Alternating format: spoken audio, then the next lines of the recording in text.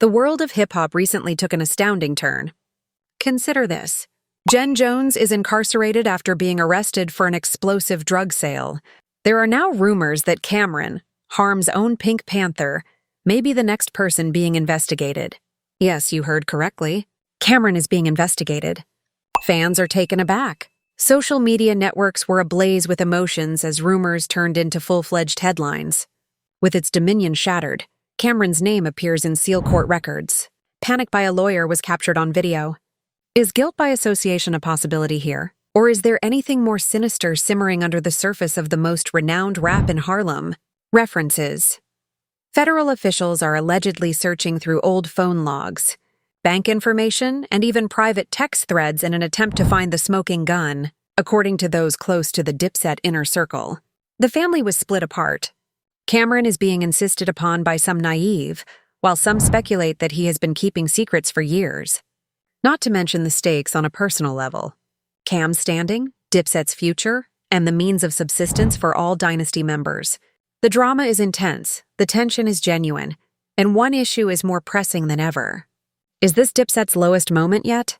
Stay in your seats. This is simply the beginning of the narrative. Stay in your seats. With sorrow, Camron entered the courtroom as the doors swung open once again. He was trailed along the marble hallway by whispers. Doubt lurks behind every stride. Marcus Reed, his lawyer, stood at his sides, his face hard with fatigue. According to sources, Reed had been going over the material all night in anticipation of a day that may determine Cam's legacy. Cameras snapped in quick succession as they got closer to the bench, but Cam avoided looking at them. Rather, he concentrated on the shiny floor tiles as if he were charting a route to safety that may not be there. The judge's gavel landed within the stuffy courtroom, resounding like a warning from afar. The prosecution turned to surveillance film from a warehouse on the outskirts of the city, which was a new piece of evidence. In the grainy black and white footage, a character that looked like Cam walked around crates, spoke to a Jim Jones gnome companion. A jury member leaned forward, knitting their eyebrows as the audio crackled. According to the evidence we have, on March 12th, Mr. Carter met with the prosecutor, Mr. Jones, the lieutenant, using Cam's true name. They spoke about profit sharing and delivery logistics. The room held its breath. A Dipset road manager named Jamal sat with a racing heart at the gallery. Although he had vowed to uphold the group's honor, he suddenly felt helpless. He gave his phone a quick look. Cams connected to the drug ring news surged on social media feeds. Fans' trust was put to the test and many were startled. Jamal had tweeted Dipset till we die earlier that morning. However, he now thought of removing it. What if their songs about brotherhood and commitment sounded vacuous? The family was split, with some demanding a public declaration right after, and others advising restraint until the facts were known. Appeared. Jadaku's paced like a lion in a cage at a neighboring studio. The warehouse video caught him off guard after he had flown in from Love for Assistance. He murmured, "That's bullshit," as he played the video again on his phone. Cam wasn't counting bricks. He was there scouting beats. Tone, his producer, made a soothing hand resting on his shoulder. Tone said, "We'll get to the bottom of this," but his voice wavered. Jatakus nodded, but he was plagued by internal uncertainty. He recalled the enjoyable moments. The scent of new ink on recording contracts, late-night ciphers in the basement, and the unshakable relationship created in the face of hardship. It seemed like smoke in the breeze now, those recollections. Returning to the A crowd of demonstrators and journalists battled outside the courtroom entrance. A smaller, more furious throng faced up against a group with free camera placards declaring, "No one is above the law." Chance-filled Riley, a teenage devotee, cried as she said, "He's innocent. I swear it," above the sound of sirens wailing in the background. An eyewitness photographed a dip set across the street, and it's dead. On a brick wall, gravity. Rather than being the setting for some of hip-hop's most well-known tunes, the environment seemed to be a conflict zone. Every camera point showed a different aspect of the chaos, and emotions were running high.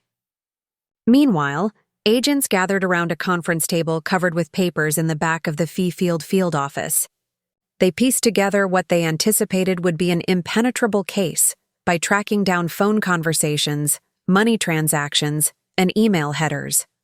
Rachel, a seasoned spy, indicated a sequence of cash withdrawals that were exactly timed with Jim Jones's shipments in a ledger. Cam's initials and poor handwriting appeared on 2 entries. She said that was suspicious. Mark, her companion, scowled. However, we need more than initials. Rachel tapped her pen and nodded. Every transaction that fits his established patterns with a wet subpoena. The stress that was growing on the streets was reflected in the tedium of paperwork and court proceedings. Another twist appeared as the afternoon light began to set. Cam's defensive group came up with the line of text messages revealed that the initials were not Cam's, but rather a disguised allusion to Curtis, a nickname for a boyhood pal. As he read the disclosure, Agent Hughes, the chief investigator for the prosecution, searched. There was a gasp in the courtroom. The judge took a moment to adjust his glasses and make sure he had heard correctly. For an instant, it seemed as if Cam may have been fortunate enough. A tiny release of tightness in his shoulders was followed by a lingering sense of foreboding. Would this be just a short-term respite, or would it be sufficient to cleanse his name? Outside. The rumor mill, meantime, was spinning more quickly. The SMS bomb was intercepted by late-night talk programs, making huge assumptions regarding Cam's role. Did Cam get away with it, host Blair? Another person said. Or is this only a distraction? Online, fans exchanged messages, with demands for accountability interspersed with statements of support. Cam was in the middle of the main plaza, which had turned into a virtual coliseum, his heart heaving with sadness that his name had ever been mentioned in the same sentence as illicit dealings. He watched it all happen from the sidelines. Cam's family struggled with the consequences at home. Kiara, his younger sister, was weeping so hard that she wouldn't leave her bedroom. He received care packages from their mother, Donna, which included handmade sandwiches and a handwritten note reminding him about the value of family. She wrote, "They can't take your spirit. Remind yourself of your identity." However, despite her unwavering, there were fissures in optimism. That morning, she listened for police sirens that may portend the worst by leaving her window open. Her pulse raced with every far-off wail. Jim Jones, on the other hand, smirked at the news while sitting in his cell. He had learned that headlines had included Cam's name. His finger tapped on the bars, laughing. "Cam, you carry on Dipset's heritage." To himself, he whispered. Jones stirred the pot and exerted influence even while incarcerated. Dawn, his lawyer, met with him behind a glass wall. She delivered the bombshell text message news. Jones lets out a quiet chuckle. His voice was chilly as he continued, "Let them fight over crumbs. I'll take back what's rightfully mine when I go out." His plan to destabilize Cam and take over Dipset had been more successful than he could have imagined. Goals.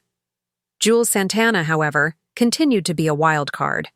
Although he had avoided the controversy in public, sources claim that one evening he met with Cam in private to provide support and insider information. Intelligence. "We'll weather this," Jules assured him. "Just stick to the truth." Cam's head nodded, appreciative yet exhausted. Never has their relationship, built on common adversity, been more important. However, Jules was also under investigation. There were rumors that he was talking with federal prosecutors, promising leniency in return for his testimony. There was betrayal everywhere. At dusk, the city was alive with activity. The somber headlines that dominate news feeds contrast with the dazzling lights of Harlem's studios and clubs. Dipset's empire was first founded on bravado and togetherness, now on the verge of collapse. Every new discovery seemed like another setback. Rumors were rife, and loyalties were put to the test. In Camron's case, the clearing his name was not the only goal of the war. The goal was to preserve a legacy. He knew he couldn't do it alone as he got ready to go back to the courtroom the next morning.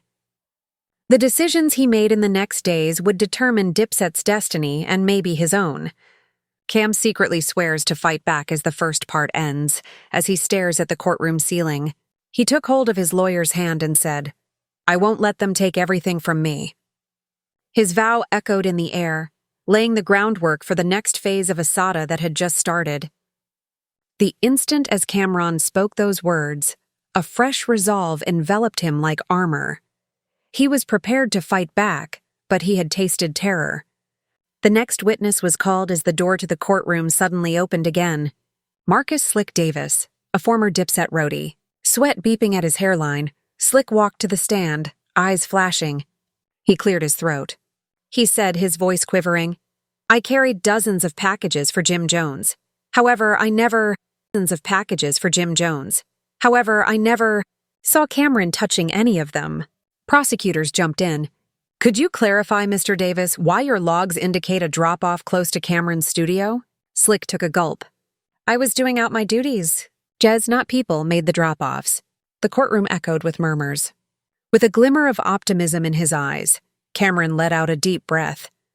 The circus outside the media had intensified. An anchor named Jade leaned toward the camera as a live broadcast from a well-known hip-hop news program cut to her. Slick's testimony leaves fans with more questions than answers, shocking them. Does this demonstrate a frame-up? Trey, her co-host, gave a forceful nod. Emotions are running high on the internet. The hashtag #FreeAmion is rising once again, but so are calls for responsibility. Comments poured in as the piece came to a close. Some gave praise. Some criticized Slick's bravery as a liar. Every new post on social media fanned the fires of public opinion, turning the platform into a fight. Camron's legal team, meanwhile, took advantage of Slick's evidence. With a firm voice, lawyer Marcus Reed gave a scathing response. "We have no proof whatsoever that Mr. Carter had any illegal activity. At best, everything we've seen is speculative, anecdotal, and circumstantial." He gestured at a pile of timestamps from the studio. At the precise hours in question, Camron was recording vocals for his next album. To verify that, we have timestamp files, producers, and engineers. Cam nodded behind him, his cheeks flushed with relief. The courtroom was a hive. While some jurors scanned notes frantically, others muttered to one another. Later that afternoon, Jules Santana used sunglasses to hide his face when he snuck into court wearing a hooded jacket. When he stood up, he was questioned by the prosecution about his devotion. "Have you ever seen Camron engaging in unlawful activity, Mr. Santana?" Jules made an uncomfortable change. "I've seen Cam active in music, art, and business, but never in anything shady," he said after a lengthy silence. "We grew up together." Jules's name was applauded by fans outside as the courtroom exploded. He has always been for culture, not criminality. Their support was rekindled, and as flashbolts erupted and captured every second of Jules's defense, emotions were running high.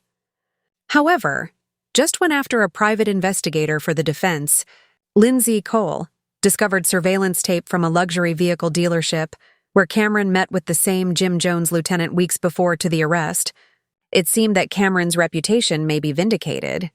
Camron and the lieutenant strolled side by side, their voices low, exchanging what seemed to be an envelope, and Lindsay's voice was as composed as the mail. She said, "Contained promotional flyers for an upcoming charitable event. Not cash or contraband, according to further review." She displayed the genuine leaflet, which was blazing with event dates and charity logos. While Special Agent Rachel Furrow was studying a map of phone lines deep in the Fez Mobile Command Center parked across the street, she touched a phone and the prosecution frowned, but doubt had returned. "We can't ignore this," Camron told her husband Mark, referring to the fact that pins on a recognized Jones Associates equipment and her phone were within seconds of one another, miles away. "This shows uncanny cooperation if it wasn't intentional." Mark scowled. "However, phones may be switched or spoofing. I need concrete evidence." Attaching the gadget to Cam. Rachel nodded, her expression displaying annoyance. The inquiry had devolved into a tie theory between reality and fantasy. Candles flickered in the chilly evening air as friends and family gathered at Camron's grandmother's. Brownstone for a modest prayer ritual in another part of the city. Kira grasped onto her. "Brother's old, we need a sign," she muttered, holding a baseball hat and shedding tears. Someone lit a sparkler, and for a brief moment, the flames danced like hope. The family was split when their mother, Donna, threw a bunch of rose petals into the air. Some of them persisted on believing that justice would be served. System. Others murmured about corruption and plots, but they vowed to remain together in that circle of light, whatever of the result. Camron was slouched in the corridor of the courtroom, fatigue weighing heavily on his bones, when a reporter came up with a microphone. "Cam, do you have?" Cam gently shook his head, saying, "Any thoughts on the most recent surveillance revelation?" "I'm sick of rumors. I just want to clear my name and get back to my life and my music." The reporter continued, "Are you worried the feds will keep digging?" As his voice faltered, "I'm not worried. They won't discover anything since I didn't do anything illegal," Cam said after pausing and squaring his shoulders. He then turned and left, a lone figure engulfed by the gray walls of the courtroom. The next morning, conspiracy theorists jumped on a leaked document from the prosecution's files that appeared online. A sequence of emails between a Jones insider and Camron's publicist about a launch party for a joint song they never published. Every news site tried to analyze the paper as it spread, with some claiming the track was code for a money drop, and others saying it was just a simple marketing scheme gone awry. Fans texted, worried friends contacted, and loyalties waned as the distinction between rumor and reality became hazy. Cam's phone was constantly buzzing with notifications. Cam stayed focused in the face of the pandemonium, hiding away in a separate studio to plot with his core crew, which included Lince Cole and Jadakus Tome. Jabakis smashed his fist on the table as they acted out several outcomes, ranging from a plea agreement to complete exoneration. "No games. We must make a public message. We cannot allow them to triumph." Tone agreed. "Cam can speak to fans directly. I'll set up a live broadcast," Lince warned. "We must remain true to the truth. Any mistake might have grave consequences." Cam breathed. The idea developed, but the stakes were high. "I'll do it. I'll show them who I am." Had never been higher.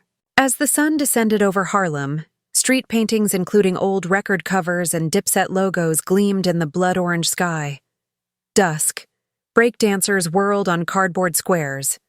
The wife rushed on despite the chaos.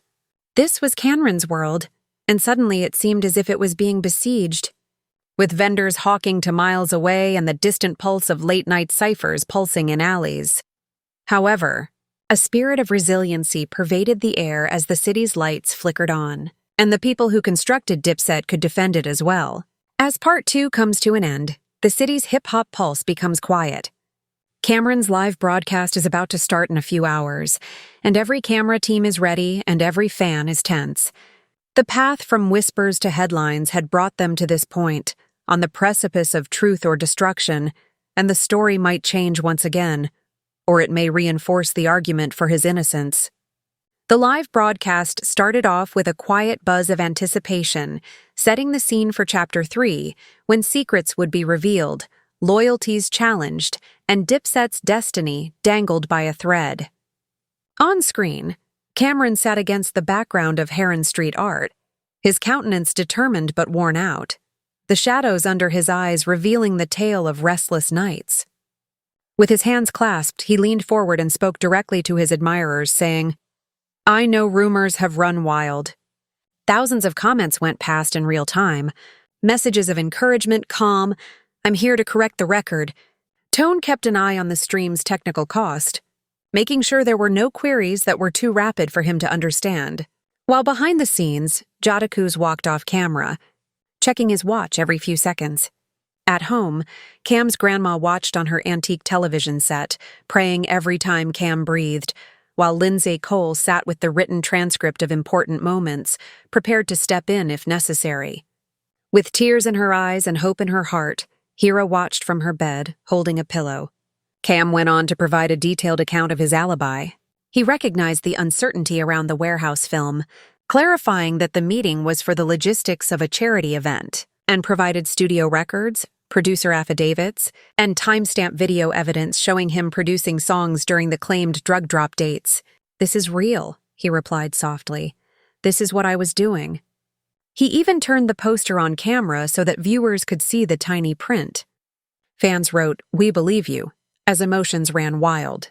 And in a rush of pixelated togetherness, "Prove it to them." The screen flickered just when it seemed like Cam would change public opinion to his advantage. A message announcing breaking news appeared, and the live broadcast halted before switching to reporters crowded around a black sub, from which a tall guy in a hoodie and sunglasses stepped. As the camera